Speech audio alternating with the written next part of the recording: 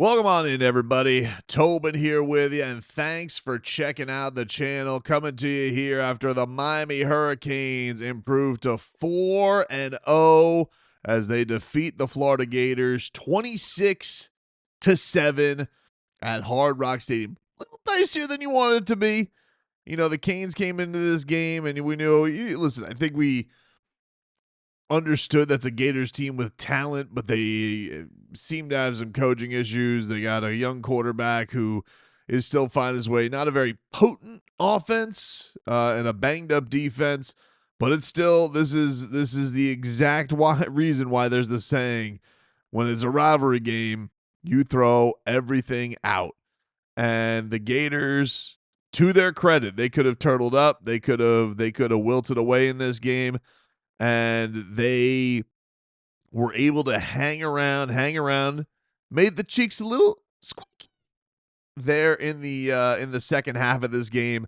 But the Miami Hurricanes would end up coming through with some big time plays. And I gotta say, like, this was an interesting game because I just think to last year, and you think about you couldn't rely on the defense to do anything for you last year, and I think it was interesting. It was a cool day for the Miami Hurricanes. Obviously, had a college game day here.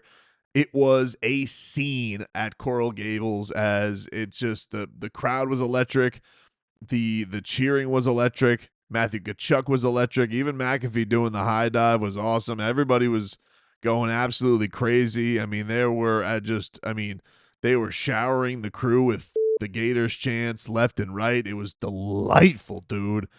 And then you put the cherry on top, which was a big time. It was cool to see, by the way, all the cats out there today. The champs were in the building. I saw Matthew Tkachuk was there. The Finns were there. Sans Barkey. You had Mikola, and you had Lundell, Mr. La Solis. You had Etu, and you had Mackie Samoskevich and Seth Jones all there watching the Canes in action with this one. And yeah, it got a little bit dicey. Not the greatest weather there today. I watched the first half of this game at an Italian restaurant. My wife and I were out on a date night. We walk in, and there was actually a wedding going on. I was like, should we? I would just ask, should we go? And she goes, I got a high top for you right there, which was actually kind of clutch because that got me right in front of the television. So I was able to watch the first half there. And the Canes, came out like gangbusters in this game, just running it right down the Gators' throats. They're just like, all right, we're just going to give it to Mark Fletcher and Marty Brown, and we'll see what you guys can do. And the answer was really nothing. And that two-headed monster today was everything for the Canes offense today. Not the greatest day for Carson Beck. And I think this, which is not great, but also encouraging, because he didn't have his greatest game. He turned the ball over at the absolute worst time to flip momentum in this game, as the Gators were kind of starting to build things up for themselves. You're like, all right, let's have our quarterback just come back and answer here. They just scored a touchdown. Carson Beck's got this, and he proceeds to throw an interception. You're just like, ugh. I was a little nervous, dude. I'm not going to lie. I'm not going to sit here and act like I was feeling fantastic. And I don't know what it was. It wasn't the greatest weather in the world today. I don't know how many. I'm not going to sit here and act like I watched a ton of Carson Beck pre-Kane, so I don't know like how many wet game conditions he's been in before, but it looks today like zero. And so that seemed like it brought a level of uncomfortability to him. Just wasn't as sharp as he has been in other games. Even on the drive that really sealed it for the Canes, which was in the fourth quarter where they get back, the touchdown. That was all Marty Brown. And Marty Brown even had this big time catch where Beck just didn't have any feel on anything. It was super weird. But last year a game like this, like you're for sure losing. You may get blown out. But with the defense that you have and just the physicality and run game that you've put together, it's a different story, man. And everybody they were so damn clutch in this performance. Now, there was a point in the second half. The Canes looked like they got screwed out of a touchdown. Marty Brown on a 4th and 1, I think it was, bust through And they had a late whistle that they called. They ended up calling they stopped forward momentum. They didn't. There's just every Canes lineman is 6'6", 6'7", 6'8", so nobody could see him. But he wasn't stopped at all, and like he squirts through and would have been gone. And they end up calling it back. It was like a late whistle, and so that ends up in a punt for the Canes. And you're like, all right, like maybe they should have just kept bowling it down the Gators' throats. So I know that there's some flack that Cristobal is going to take for that, but all in all, while I didn't love that, I do think that there was an element like the Gators' offense was so piss poor to start the game and was doing nothing. I just think that the Canes never really felt like if they punted it, there was a threat.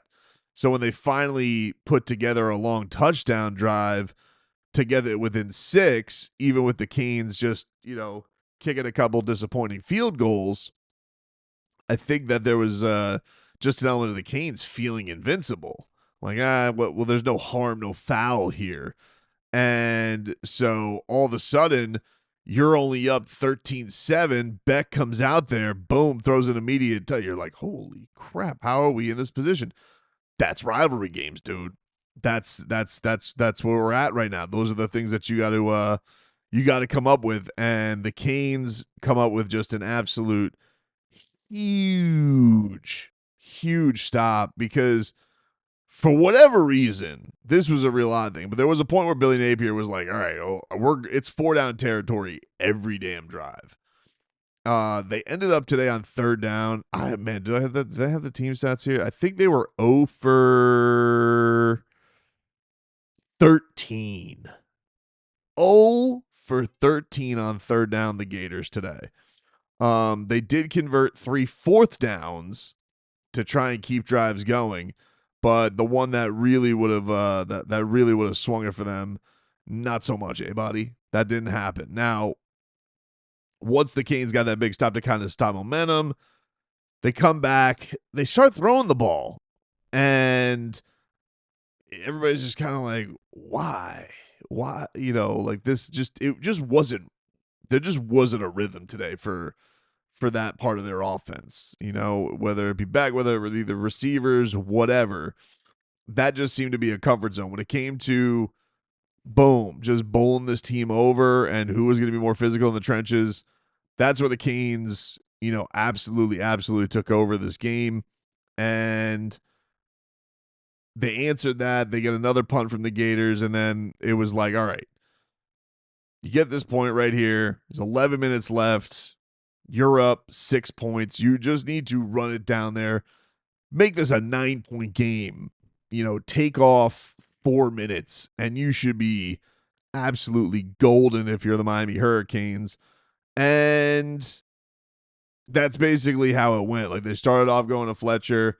The aforementioned throw to Marty Brown, where like he kind of has to like circle to go get it. Boom.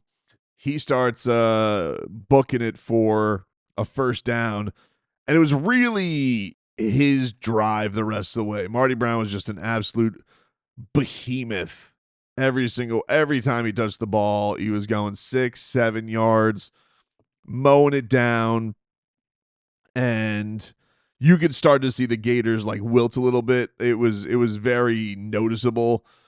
And it was just like, boom, let's just exchange it between the two-headed monsters, get it down. The Canes got it all the way down to the 1-yard line.